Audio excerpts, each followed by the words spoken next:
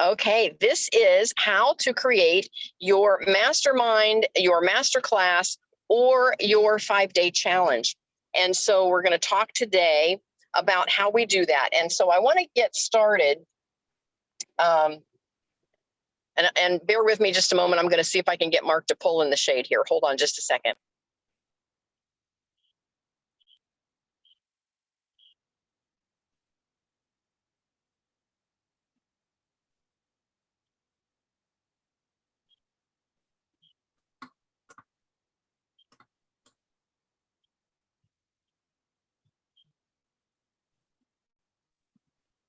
All right, now we're stopped. I'm situated.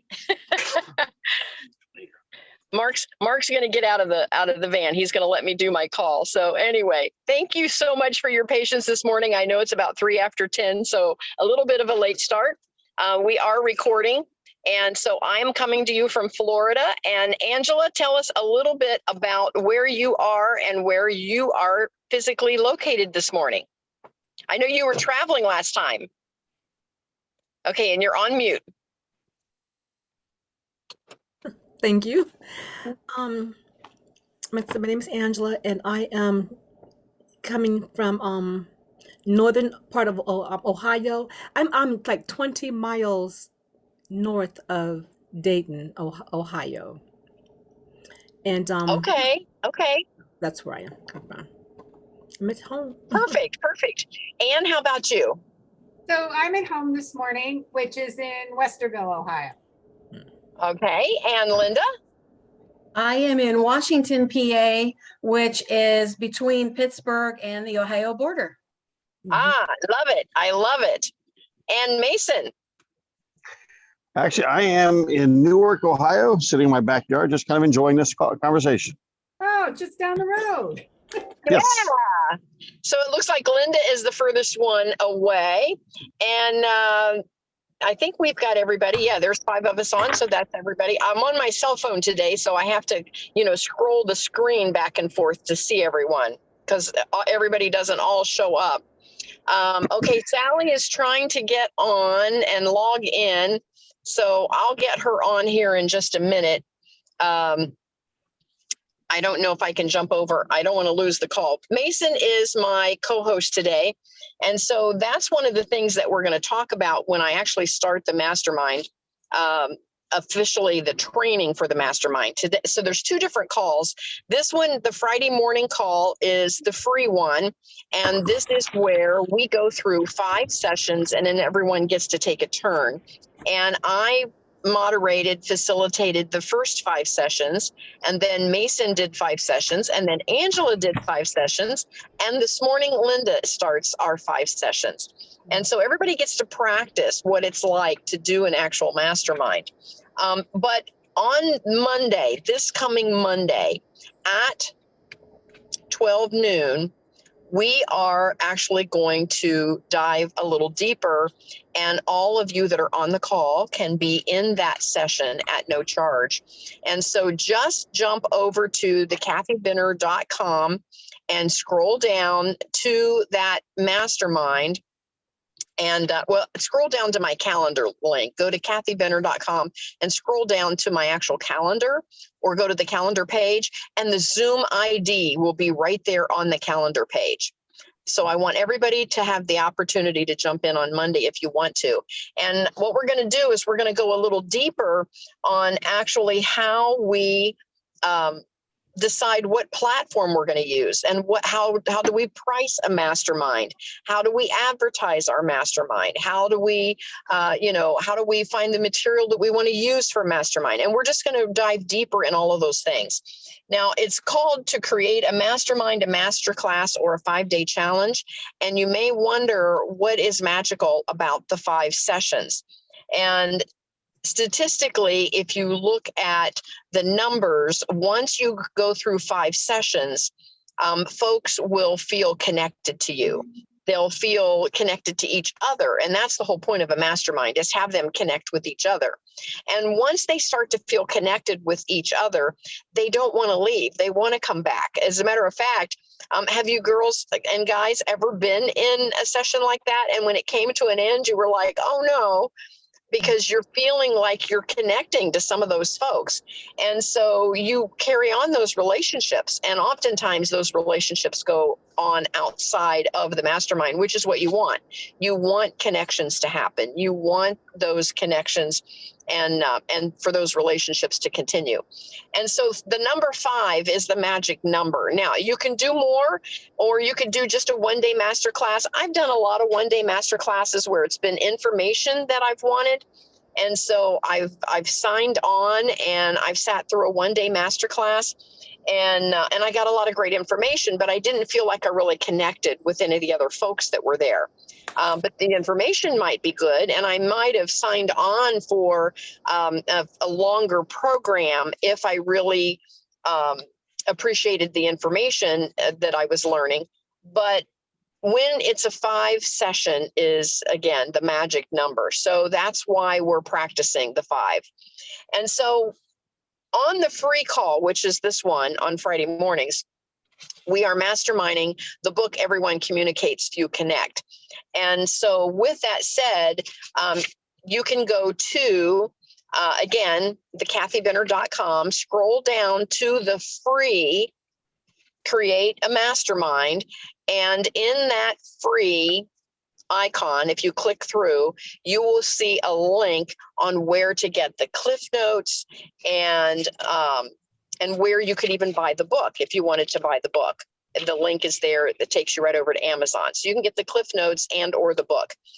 Now, if you come on Monday, which is where we're actually going to start diving deeper into how to put together these masterminds, master classes, and challenges, then you will also have access to the Facilitator Guide. And the Facilitator Guide will actually help you put your material together for Everyone Communicates, Few Connect. But after we go through the Mondays, and we're going to meet every month at noon on that particular Monday, it's going to be a monthly call. As that unfolds, you will find how you can create your material to fit into a 5 session, if that's what you want to do. Now, if you want to do a one-day masterclass or you want to do something longer, I'll help you with that as well. So that's where we're at today. So that's the overview of what we're doing. Now, the purpose of a mastermind is to actually transition somebody from where they are to where they want to be. And so that's the whole point of having a mastermind, is to move the needle for your audience. You're always bringing value so that you can bring your audience along on a journey, on a 5-session journey, where they will have something tangible at the other end. So when we're doing this Friday morning class, for example, we go through a 5 sessions on Everyone Communicates, Few Connect. And so we're bringing everyone on that journey on a fast track through that book. So if they read the book, that's fine. If they don't read the book, that's fine. If they just want to go with the Cliff Notes, that's fine. If they don't do either, if they don't read the book or get the Cliff Notes, they still get value out of our conversation about Everyone Communicating, Few Connecting. So to make the book fit the 5-session format, we choose, and this is what you're going to have to do with your material. You're either going to write your material for your 5 sessions, or you're going to take a book and break it down.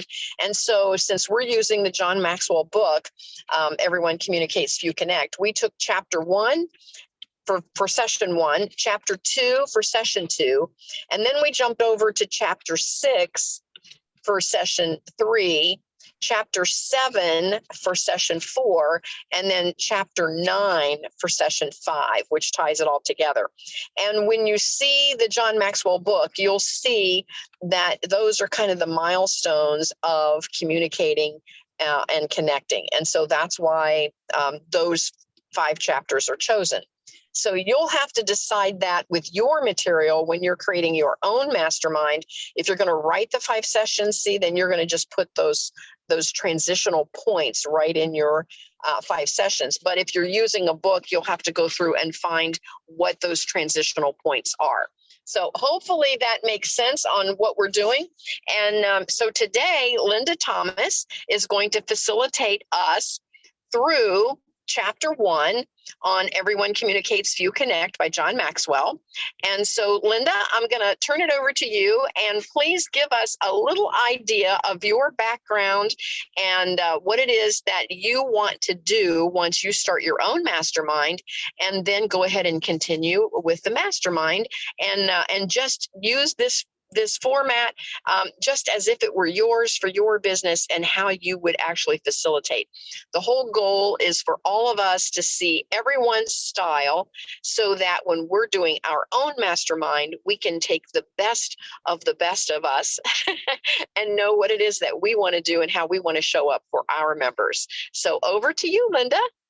Oh, thank you so much. It is just such a pleasure to be here. I've been enjoying the previous sessions a great deal, and I want to thank Kathy for making this basically training experience opportunity available to each of us, so that we can kind of have a safe place to practice and learn, so that when we're ready to open up our own masterminds, we'll be able to do so.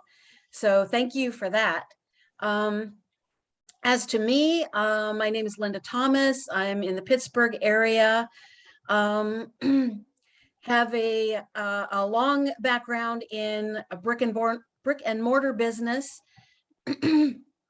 and amassed quite a number of different skills: management, administration, bookkeeping, PR, public relations.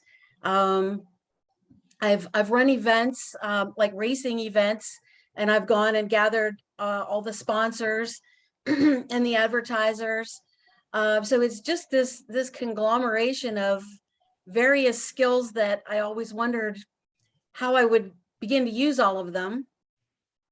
And then in recent years, I was running a business with my husband, who had a long illness and did eventually pass. So there was a whole journey in that way, where I was a caretaker, had to learn to prioritize and juggle all the things the best I could, and then walking through the journey of handling his passing, the tasks that one must do, and then my own personal recovery from that, but physically, because I was completely depleted from being a round-the-clock caregiver. And so quite a time of getting my head sorted out to move forward and recover my health and strength. And so over time, as I opened my own coaching practice and was working with clients, I began to see one in particular was elderly, age 78. And I could see so clearly that the tech things I was trying to help her get set up and organized were going to be in great disarray if she would pass before we got through all of this. And she did have a health concern as well. So just the accumulation of all the life experiences and seeing the crisis that my client might face, I just began realizing that I needed to pull together all the things that I could do to help people. And that gave birth to a group course called the Legacy of Love Project. So the one sentence description of that is, I help people create their perfect end of life plan within 90 days so they can be a blessing to their loved ones instead of a burden. So that type of thing is what my mastermind will go toward, that and or helping entrepreneurs with their tech and in prioritizing the things that are really important in life. So that was what I was doing before the Legacy of Love came to be. So that is just a nutshell of what I'm doing in my world. I would like to go ahead and drop into the chat the link for the summary of the book we're going to cover today, which is Everyone Communicates, Few Connect. And that way, if any of you haven't had an opportunity to download that summary, you'll be able to. Give me one moment. I'm operating with a minimized screen. I am not able to send a message to everyone. So that's strange. If Mason, I'll check. It could be that I have to fix that in your. What I'm yeah, going to do is I'm going to make you a co-host as well, and that should give Good. you all the same privileges that I have. So try that again. Okay. Now I've got everyone. That's perfect. Okay, good. Yeah. I'm on And my cell phone, so I'm a little like a fish out of water today myself because I'm on my cell phone instead of my laptop. you bet. It's the features are different, and it's just a little wonky if you don't use that all the time. So that link is in the chat. That is a PDF with a brief summary. And if you ever decide that you personally would like to run the mastermind, you'll get the entire facilitator's guide, which is pretty awesome as well. So with that said, I'm just going to close a screen or two here. Forgive me. I'm gonna close the chat. Kathy, would you recommend that I leave the chat open? It doesn't matter if you open or close it on your end. Each person can open it on their device. True. But do you usually watch for comments in that way? I do. Okay. I tend to be more present with being able to react to everyone on the group screen, but I can leave the chat open as well. Yeah, on my desktop or laptop when I'm actually working at my desk, I usually minimize the Zoom screen where I can see everyone, and then I open the chat so that I can monitor those comments. And again, I don't want to take away from Linda, but I'll jump in and say this since we're all learning, is that if you're going to publish your Zoom code publicly, you have to be careful that you get some Zoom bombers in there, because sometimes folks will join the call that you don't know, and you can't tell at first whether they're truly interested in your material or whether they're there just to try to get a rise out of everybody because they don't have anything better to do that day. And so you will occasionally get some Zoom bombers, and sometimes they don't jump in and say anything in person, but they will start putting some inappropriate comments in your chat. So if your chat is open, then you can immediately tap on their name and you can get them out of there. So if you're running your meeting all by yourself, you have to monitor that chat as well. So back to you, Linda. Okay, that is great. So the title of our book today is Everyone Communicates, Few Connect. And we've all of us in this call have been on the planet for quite a few years now. And we've had a lot of experiences, both good and bad. And one thing that John Maxwell noticed, even as a child, is that if he had relationships with people, things went better. If he truly connected, and he saw that it helped in maybe getting punished less as a boy, and getting better opportunities with teachers and on sports teams, and even with dating. So he was very attentive and realized that the more you focus on truly connecting with people, the better your life is going to go. So he focused his efforts, and over time, as you know, he became a highly recognized leader, speaker, and author. So in our conversation today, we're going to discuss a few questions on ways that we can begin to connect with people more deeply and in a better way. So one way that we can do that is by finding common ground with the other person. I'll go first, and then I'd like to get your comments from all of you on what you might think would be a good thing to do. An example I thought of is when you go to a regional or national event and you're there with a lot of people and you do have something in common, the company that you're working for or representing, or the topic, like if it's the National Speakers Association or, National Chiropractic Association or travel or whatever, you have something in common with them. So even though people may be strangers and from another part of the country or another part of the world, you've got ways of beginning to open up a conversation. And it could be something as simple as, how long have you been doing this or with this particular organization? It could be questions like, what do you like best about the event so far? And that can really go anywhere. It could be that they like where the event's being held or who the speakers have been so far. Or it could be, wow, the food's really good. Or, man, the hotel is amazing. Or, man, this weather is so much better than what I have back home. So just anything to break the ice and begin starting a connection. And then you could go a little deeper with things like, what are your biggest takeaways so far here at the event? Or what's the first thing you plan to implement when you get back home?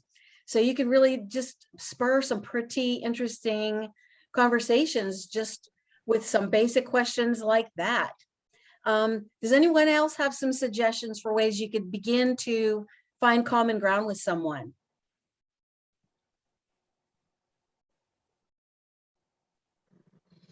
Linda, Okay, I so have, go ahead, Mason.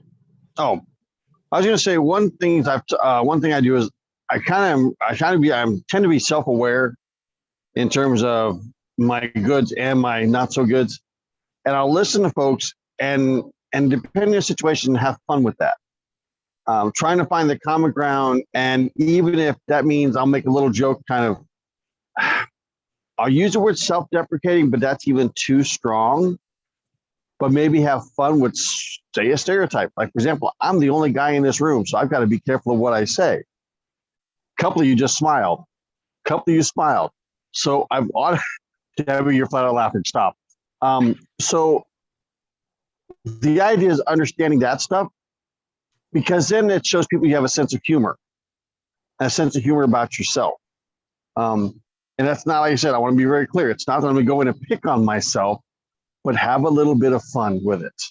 For a guy like me who can't tell jokes because I forget punchlines and my delivery is horrible, I try and find other ways to show I have a sense of humor, because I have found over time to relate to people, a sense of humor is a great way of breaking the ice. So it truly is. And, just lightening things up. I mean, if you take yourself so deadly seriously, like, here I am with strangers, I don't even know how to connect, and you're like sweating bullets and wringing your hands, boy, who wants to come talk to you? But if you make a few light comments, it just makes everything so much easier. Anybody else have a suggestion for us? I want to just jump in. Linda, some of the things that I try, especially if I'm at a big symposium or an event where I meet a lot of people, is one of the first things that I do is I try to, and I have already created an electronic business card, because I don't know about you, but when people kind of lead off with their card in their hand, it almost makes it feel kind of salesy, like they're trying to sell me something. And so I have an electronic business card. And so when someone says, gee, I'd like to connect, I say, oh, let me send you a text, and so we can connect. And so when I send them a text, instead of just texting my name, I actually text my Linktree link.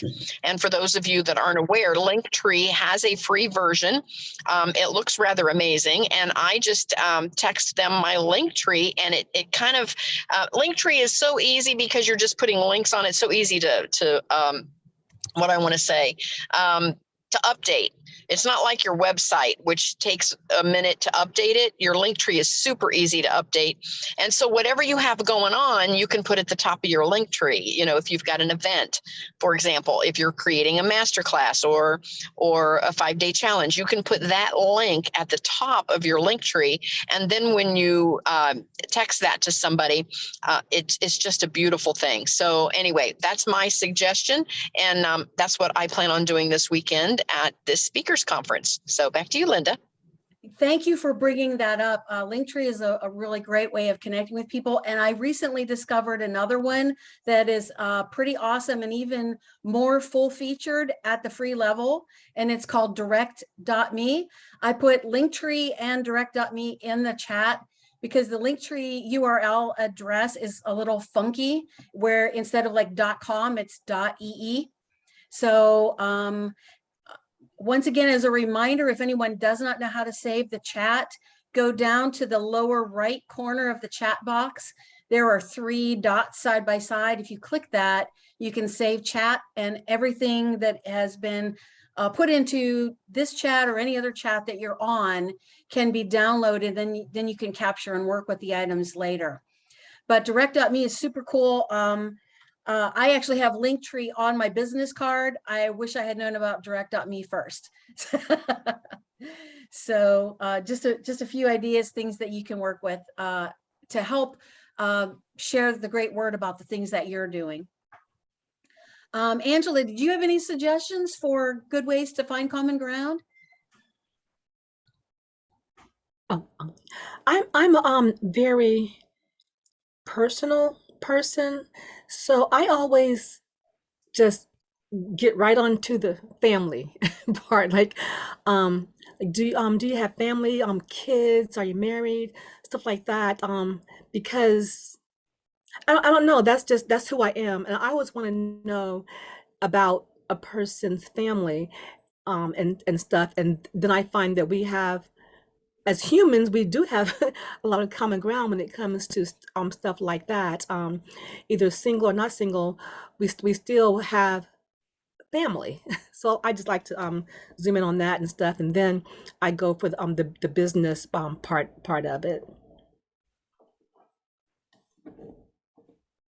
Yeah, that's a great way. And you feel like you know a lot about a person once you know a few things, what their role is in life, you know, husband, wife, mom, dad, all the things. It sheds a lot of light, more than just, are they vice president of sales or something, you know a lot more. Right. And Well, a lot of good thing. times too, oops.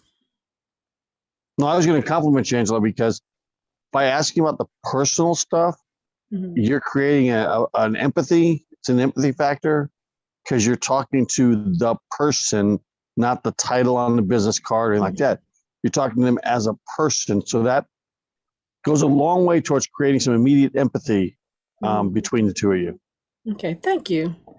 Yeah, so truly. And I mean, we're talking about connecting. What's more at the core of a person than talking about those topics in their life?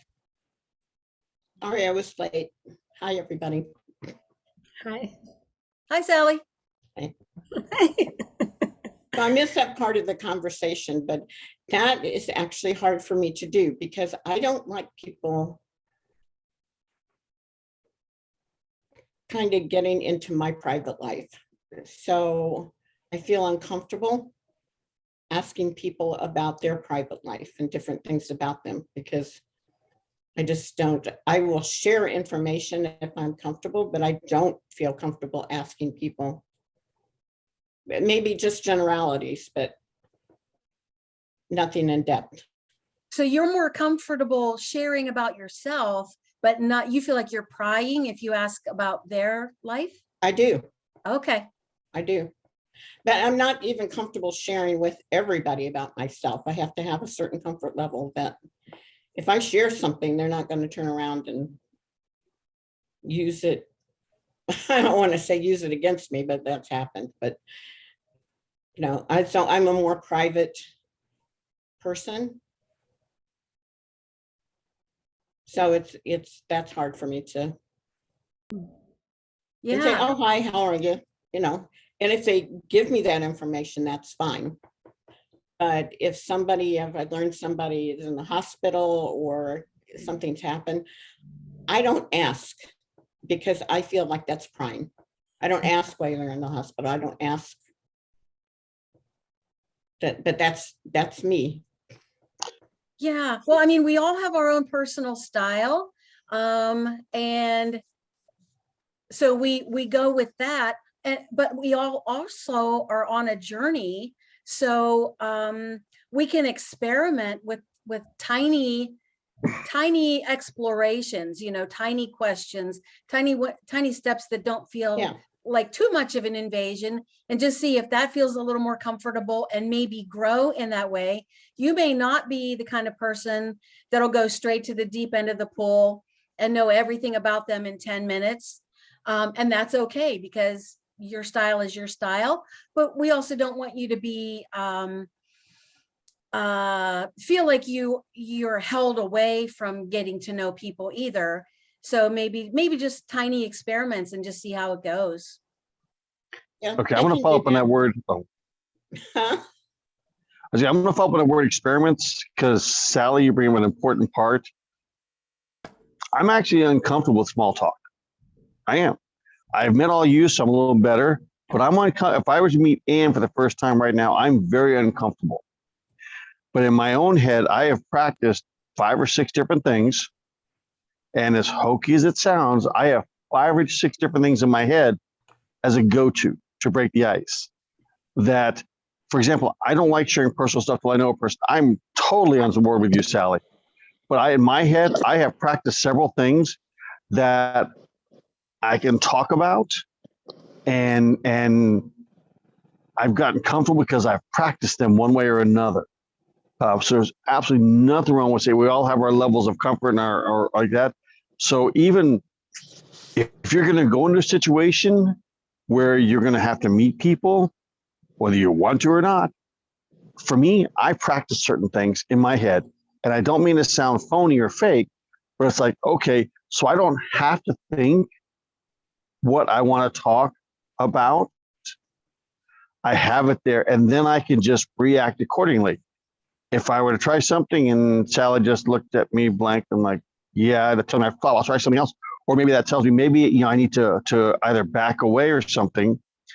But for me to get past that discomfort, I'll have certain things I talk about. Yeah, that's a good idea. So, and it's just a way of easing your own fears. It's no different than going on before a presentation. Practice, and it sounds goofy. It really does. But it pays off to have those certain things you can talk about repeatedly. And it's not that I don't care about people. I do care about people. I just wait for them, if they're comfortable, to share things with me. And Kathy and Debbie can attest, I can interact well with a crowd. When I give my travel presentations, and, it's a good back and forth. But it's not an individual back and forth. It's a group. See, for me, that's a control. For me, I'm the same way. If I'm in front of everybody, I'm in charge. I'm in control. But if I'm in the middle of the crowd, one-on-one, I'm not. For my personality style, that makes me uncomfortable. That makes me feel very vulnerable, if you will. Literally, that's the word I want to use. That's why I've had to learn to practice that.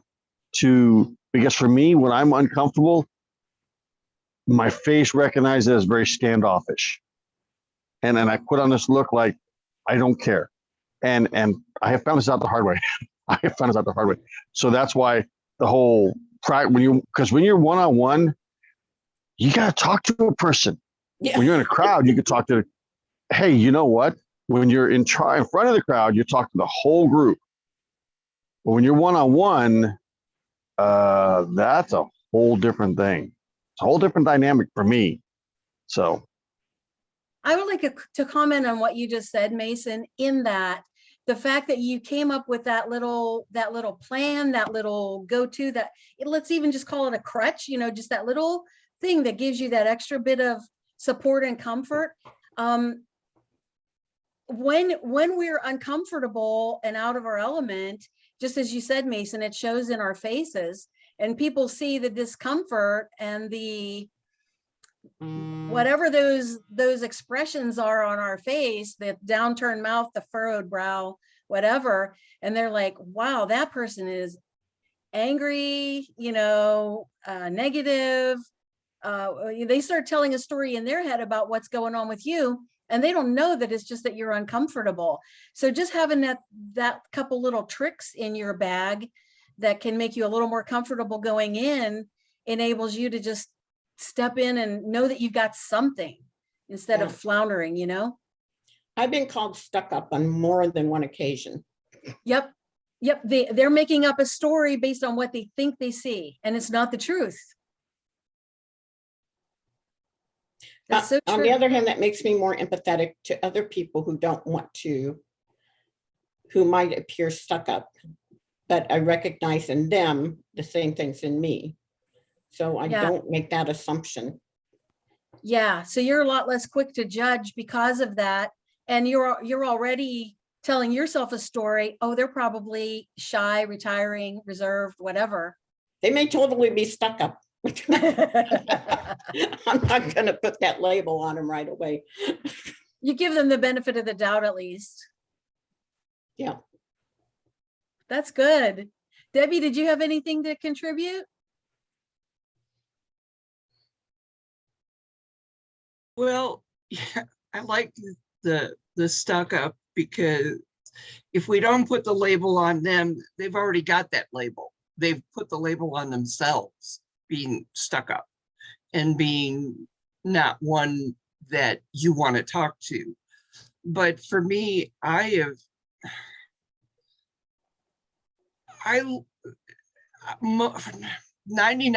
of the time, I don't have trouble talking to anybody. I mean, therefore, before COVID, you know, people were amazed that I was able to, I mean, I had a regular conversation with somebody at a drive-through for McDonald's, and they gave me their name and phone number. Or there were times where I would go into the ladies' room, and again, I came out with names and phone numbers.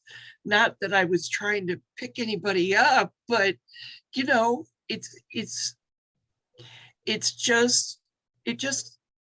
like I said, 99% of the time it comes easy for me. So you know, it's hard for me to answer that question, because I've never really stopped to think about that angle. And you know, that's a good question. I mean, that's a good question for me to like think about. You know, what's cool is if you ponder it and think of a couple things that you do kind of naturally, you could teach those to your grandchildren so that they have that. I mean, they may have already kind of osmosed your gift of gab already, but if some of them aren't really stepping out comfortably in that way, you might be able to share some things that you learned. Yes, I agree. And I can see it I have 9 grandchildren. So, you know, I can see what you're saying. Yeah. That's funny, Debbie, because if somebody did that to me, you know, I would just kind of put that shield down right away. And I'm sure that's happened to you if you tried to strike up a conversation with somebody and they weren't really responsive. Maybe not. Maybe you just bring out. Well, yeah, because people, but if somebody approaches me like that, I just,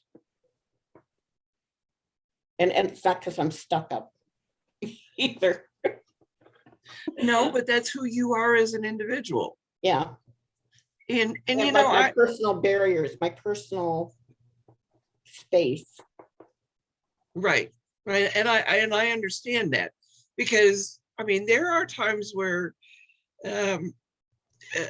you know, women are just, I don't want to say like you, their thing comes up or goes down, and they just, you know, one word answers. But here's a funny thing. Just recently, I was standing in Myers in looking at strawberries and contemplating, you know, and this lady came up, and the next thing I know, we're having a 20-minute conversation, and she is going to become a customer with me. I mean, just from that conversation. And it was like, whoa, okay, what did I do? Can I do that again? Well, that's great. That's great. And it's not that I'm not friendly to people, you know, No, I don't you are. shut them off, but Yeah. Hey, I've spent how many trips with you? Yeah. And well, Quite a this is few. good. I wanted to check in. Anne, did you have anything you'd like to add to this? Well, only that I can't imagine, even in a conference, I don't know that I have ever struck up a conversation with someone in the women's room, in the ladies' room, and walked out with a contact kind of thing. And people, I can't imagine those kinds of things in the grocery store. I don't usually, so to me, it sort of has to be a back and forth kind of thing. And I don't ever ask people, random people in the grocery store, even if they're standing beside me, you know, about what kind of strawberries do you like? How do you pick them? I don't do those kinds of things. And I don't, so those kinds of, doing that would be really unnatural for me, kind of thing. It's one of the things that I am curious about because I don't go to a lot of conferencey things anymore. So this idea of picking up strangers in random places is something I'm curious about. So, okay, so Strangers not in a gender specific way, or picking up not in a gender specific kind of purpose, but more in the, you know. if you were at a vendor event, this is something totally different. At Yeah. a vendor event, Yes. you're If I were at a expected to vendor ask event- questions. You know, Right, people because- come to my table, I say, where do you like to travel? Where do you like to go? You know, or maybe say, oh, that's a pretty dress, you know, Right, but It's- something personal like that. But so that's a whole different environment. Yeah. it's tied to your passion. It's tied to your passion. For example, Yeah.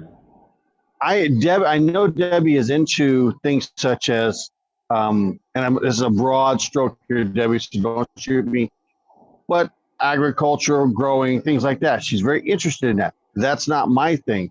So whatever your passion is, that's what would be easiest probably come to talk about. Mhm. I spent the time yesterday. So yesterday, my daughter's 14. I had to go buy a pair of shorts for her. Okay. So they sent me to American Eagle, and I've got a picture and I've got detailed instructions, and that's what I need. Got it. Of course, they were sold out. So I got the ones I wanted.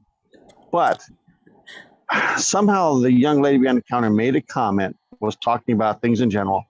And we got talking about the concept of masterminds and side gigs and doing things besides what she does in her day-to-day job. Okay. Her interest was painting, but how do you take that? There's no way to make, her phrase was, yeah, but there's no way to make money on that.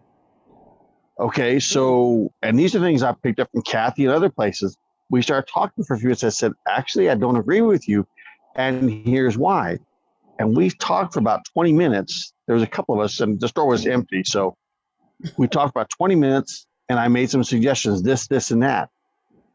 Because for me, I'm interested in those things. So whatever your passion is, you never know where that conversation may strike up. For example, Sally and I may not have a lot in common, but if I say I'm interested in traveling, or, you know, I was talking to a friend, said they want to go over to Portugal. And I really loved Portugal when I was there many years ago. All of a sudden, that brief little comment about I like Portugal, Sally, with her travel hat on, who likes traveling, with them might be more comfortable to jump and say, hey, you know, whatever, you know, something about travel, related to travel or going places. So it's whatever your passion is, it's probably where to talk to a stranger, where that will come from, Right. you know, as a source. So Yeah, even if you're uncomfortable, yeah, go ahead. Yeah, I'm sorry. that definitely makes it so much easier, because when you have something that you love, or a passionate message that you feel you want to share, that really just lowers any amount of fear or resistance greatly. So if you didn't want to like toot your own horn, you'd be resistant. But if you had a cause or something that you really wanted to share passionately, it just comes out naturally. So I'm going to move on to the next question that we have for our discussion today, and that is, how do you keep your communication simple? Because if we overcomplicate and make things so thick to wade through, connection isn't occurring either. And when I thought about this, I remembered the old Dragnet TV show where Joe Friday would say, "Just the facts, ma'am." So we want to keep it simple. We want to keep it clear. And then also in the world of marketing, you know, if we are in a particular field where it's, you know, medical or computers or even agricultural, there are buzzwords and jargon that we throw around, and sometimes there are technical terms. If we start peppering our speech with those, somebody who's not in the loop is not going to understand what we're saying. We are failing to communicate, and we're kind of shutting them down and making them feel kind of dumb that they didn't know what we were talking about. And most people aren't secure enough to ask you what you meant. They'll keep quiet because they don't want to look like a dummy. And you've really hindered your connecting with them instead of helping it. And the goal is not to make ourselves look smart at all expense. The goal is to engage with the other person. So what do you guys do in order to keep your communication simple? I have a comment, Linda. If I'm meeting somebody that's a total stranger, let's say at a grocery store or in the ladies' room or whatever, I like to start with a phrase, and I just do a one sentence phrase, and I'll say something like, "Well, I don't know about you, but," and then I'll add my phrase like, "I don't know about you, but I hate it when there's water all over the sink when I come out of the restroom," or "I don't know about you, but I have a terrible time choosing what kind of strawberries to get," or "I don't know about you, but boy, I think it's really hot today." And to be walking out here at this, you know, on this, going to this coffee shop or wherever, whatever the situation is. And that seems to strike up a conversation, because if I start my sentence with, "I don't know about you, but as soon as I say that, it's almost an invitation for them to also tell me what they think. When I say, "I don't know about you, but here's what I think," it's like a kind of a subtle invitation. Mm-hmm. And then if I'm in an actual meeting, a business meeting or a symposium or a conference or something like that, so many folks are going around the room and, you know, thinking they're going to network, and they're, you know, they're coming at you with their business card, and they all say, "Well, what is it that you do? What is it that you do? What is it that you do?" And so what I like to do is change it up and say, "What is it that you do when you're not working?" Right. And all of a sudden, to Mason's point, it brings out their passion. They'll say, "Oh, I love gardening," or "Oh, I love hiking," or "I love biking," or whatever it is. And now, see, I know where to have my conversation with them because it's their passion. It's all about them, and that gets them talking, and that makes them feel like they're heard. So those are my two tips. If it's total stranger, "I don't know about you, but as for me, I think this." And if it's in a business environment, I say, "What is it that you do when you're not working?" So back to you, Linda.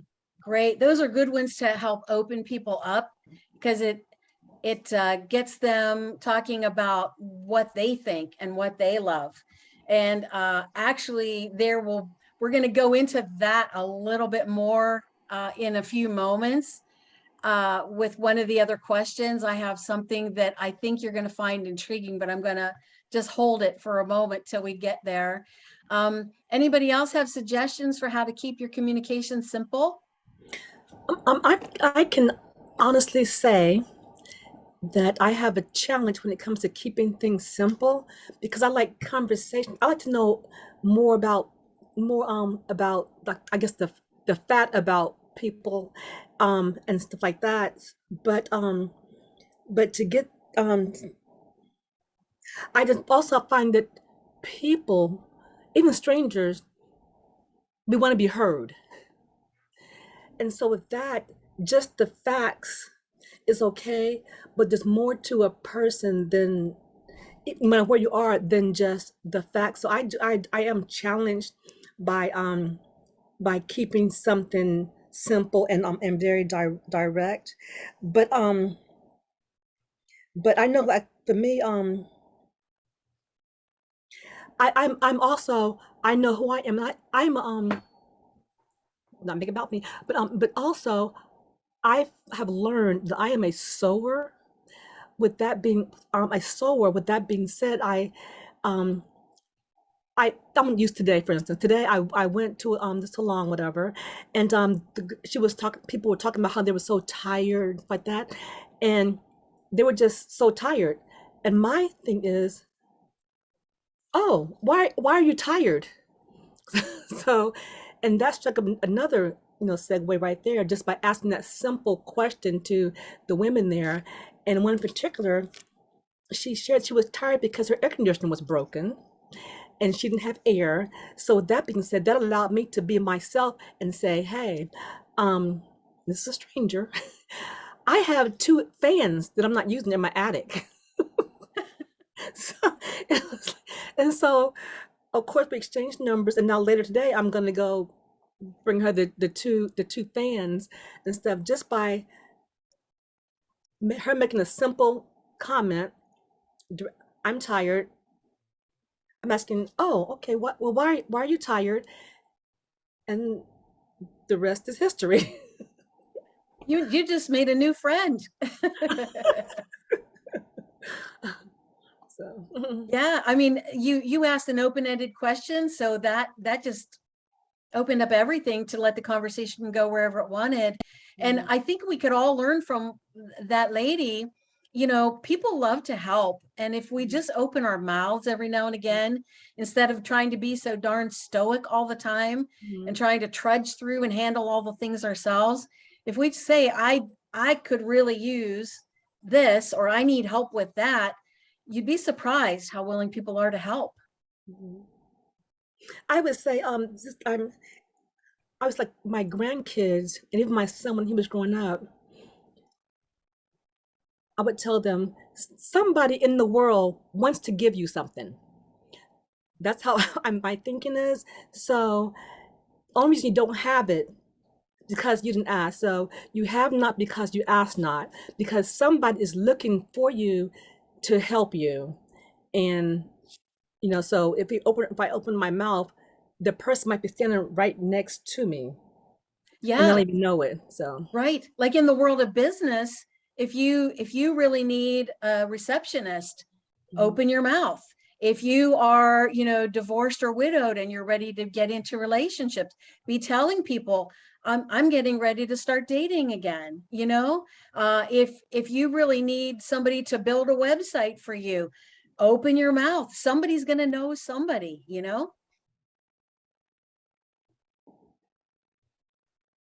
Anybody else have any ideas on keeping it simple? Debbie? What you were just saying reminded me of the book, The Secret.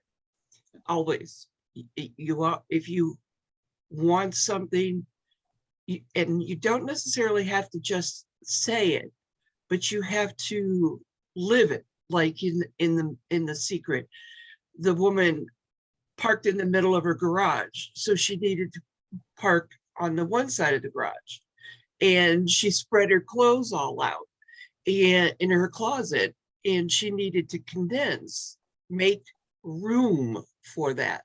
But anyways, I was going to mention that when I listen to people, I respond to what they're sharing with me. My eye doctor yesterday, she was talking about the little things that she's trying to grow, and she had a blueberry bush, but it wasn't doing anything. I said, do you have 2 of them? She goes, no. I said, well, when you're growing blueberries or like blueberries and raspberries, you have to have more than one bush. They need the togetherness in order to produce. So, and people don't realize, and so I don't come across as a know-it-all. They've shared something with me, and I basically have an answer to their situation. So that's what I wanted to share. Yeah, I mean, you're providing a simple solution. You saw a problem that they were experiencing, and fortunately you had some background on that particular issue, and in a couple of sentences you shared something that could solve their entire problem for them. Yeah, and that always, that fills my heart, that I'm helping them.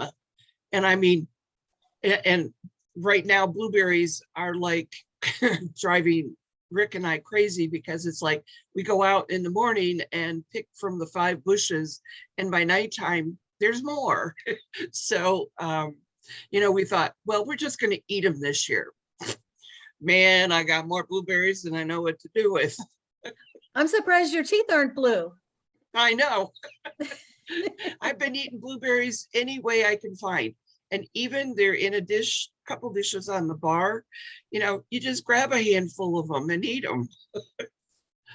Man, Great I wish I lived closer to you. Oh my gosh. Excellent. Anne, did you have anything on this? And you're muted, by the way. There you go. So keeping things simple isn't really a challenge for me, because I do try and get other people to talk more than I do. I have sort of a scale in my head kind of thing. And so I'm pretty good at, once a conversation starts, of getting other people to talk.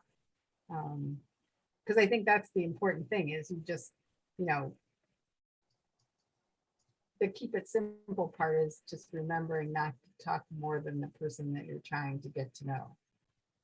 Right. That's good. That's really good. Have we heard from everybody on this one? Because I'm going to lose track more and more after we do more rounds. And if not, if we've heard from everybody, I'll move on to the next question. And that is, how do you capture your listeners' interest? And as we've started to kind of reveal, it's make it about them. And if anybody's been through Dale Carnegie's course or has heard him mentioned, he says that people love hearing their own name. It's like music to them. But this is something that I learned just recently. And it is that, I mean, you always suspected it, but scientifically it's true. People love talking about themselves. It literally stimulates the same centers in their brain as money, sex, and chocolate. Let that sink in. We love talking about ourselves. So if you get somebody turned loose to do that, they are going to feel a lot more free in connecting with you. And I do have a story that I heard a while back that I think is super cool. This goes back to Britain at the time, and I don't follow British politics to say that I know these people myself, but when Benjamin Disraeli and William Gladstone were competing for presidency, for the prime minister position in Great Britain, they both ended up having dinner with one woman, a prominent woman who was Winston Churchill's mother.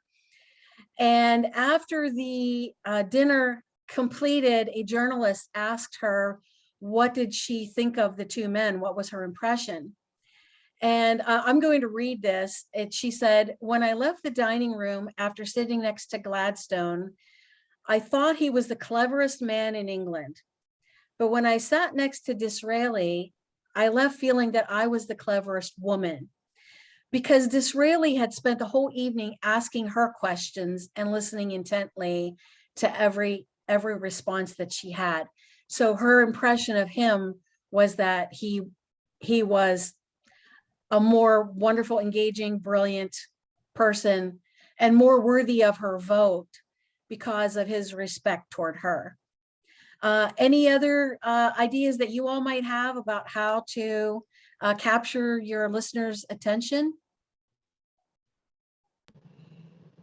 Linda, I want to jump in and just say it's at the top of the hour. So if anyone does have to leave, we certainly understand.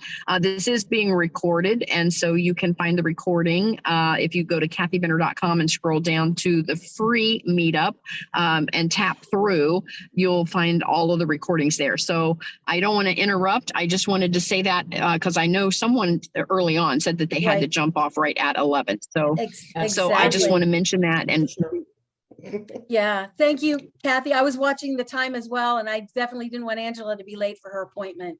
Yeah, and Thanks for joining us for the time you had. Yep. Yes, thank you. You did an excellent job. I appreciate you, and I'll see you next month. Thank you. Thank you. Bye-bye. See you, everybody. I'm going to jump off too. Okay. Have a great So 4th of July weekend next You weekend. too. yes, thank you, Sally. So now back to you, Linda, to your question, and I'll let you continue. Right. And the question is, how do you capture your listeners' attention? Any suggestions from you all? For me, I have found kind of relate through some kind of story, short story, but something relevant, something related to what the topic is. But people were brought up on stories. So that's a way of connecting. That's the way I use for helping connect with people. So. Yeah, stories are so key, so brilliant, and so innate to the way we're wired as human beings.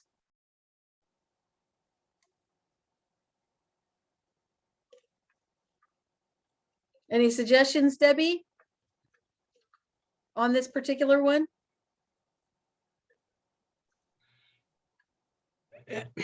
You know, I've just been trying to think about a good answer for that, but I'm not really coming up with one. There are times where it doesn't hit you, you know? Right, exactly. And it's not hitting me at the moment. It will when we get it done. Yeah, I was in a mastermind, like a hot seat one where people could contribute. And for whatever reason, the issue that person presented with, I had nothing. And every time we'd go around for a clarifying question or a helpful comment, I'm like, nothing. I can't. Felt terrible, but I just had nothing to bring. No, and you rather admit it than just kind of fumble through the words and not make any sense. Mm-hmm. Exactly. Oh, I did want to say, I love your virtual background. Thank you. I knew that you were considering, getting one. So Yes. I have several, but this one makes me feel, I don't know, more me, I like it. I like it has both. a lot of depth and it's very spacious and, rich wood tones and all that. That's a good one. Cool. Off So the that internet. was a sidebar. Okay, great. And let me just take a look at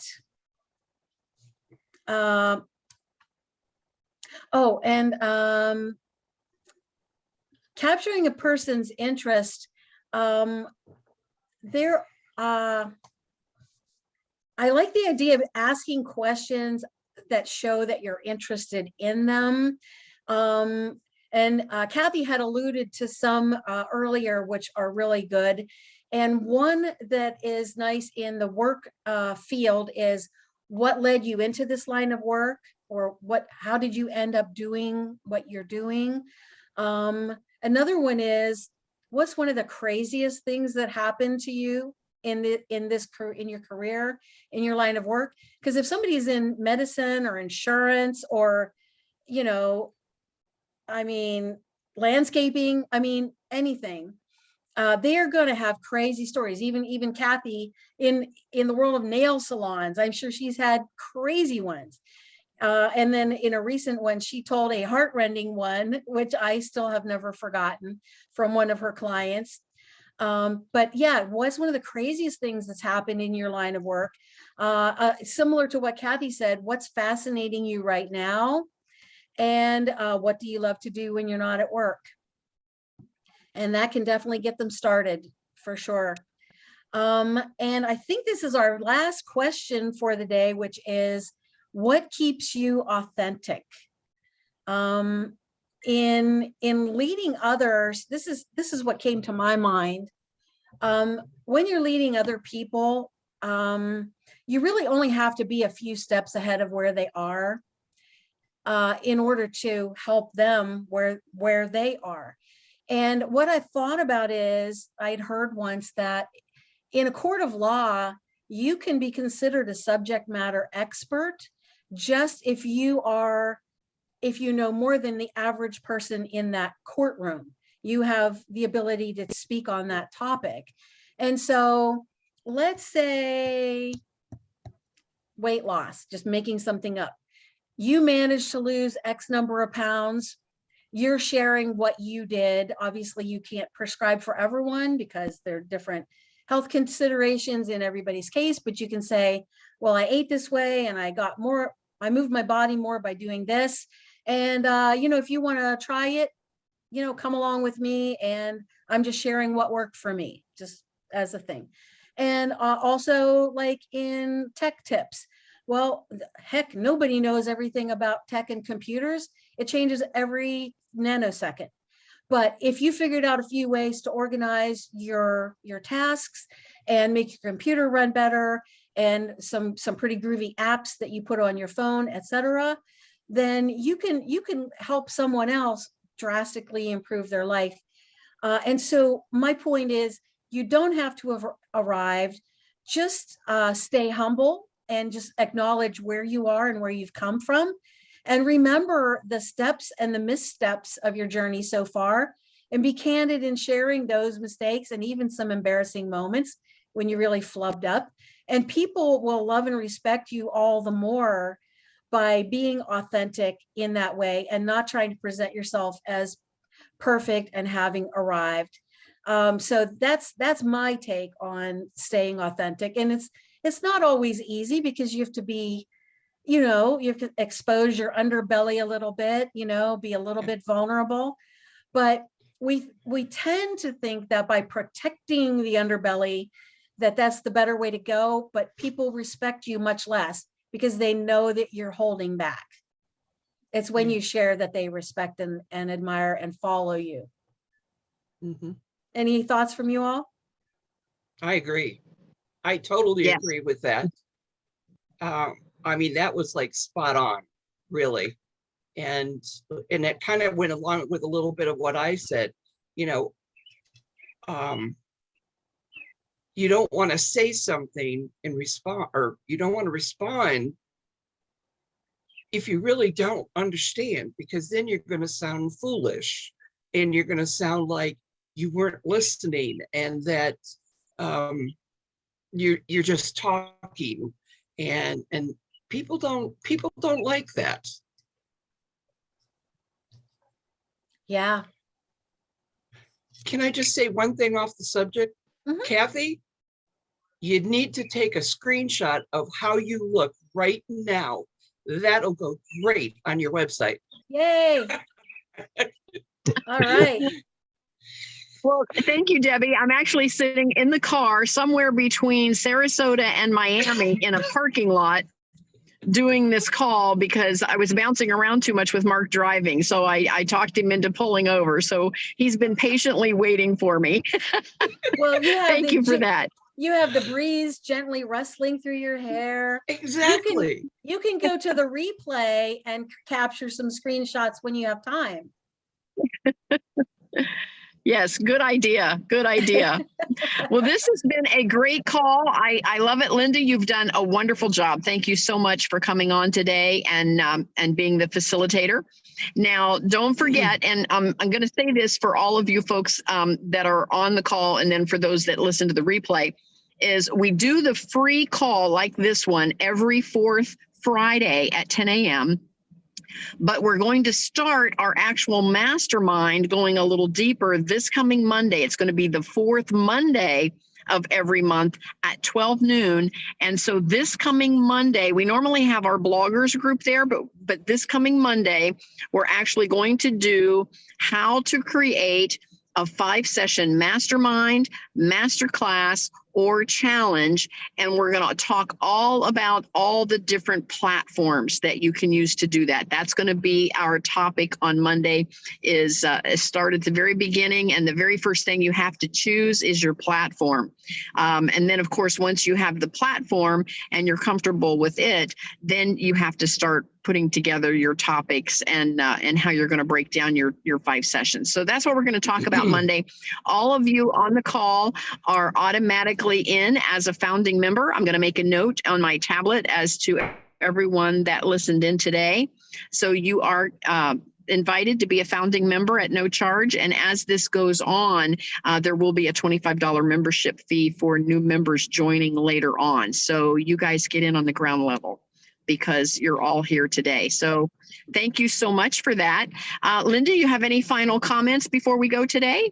The one comment is our next meeting will be the fourth Friday of the month. That'll be July 22nd at 10 a.m. Eastern. And if anyone is reading along, that'll be chapter 2, Connecting is All About Others. And if you haven't downloaded the summary or don't have the book yet, the summary is in the chat. You can copy that. But I just want to thank you again, Kathy, for making this opportunity available. I've been wanting to have my own mastermind for quite some time. And life has been developing, you know, what my primary emphasis is and will be, but just getting seat time like this is really wonderful for me.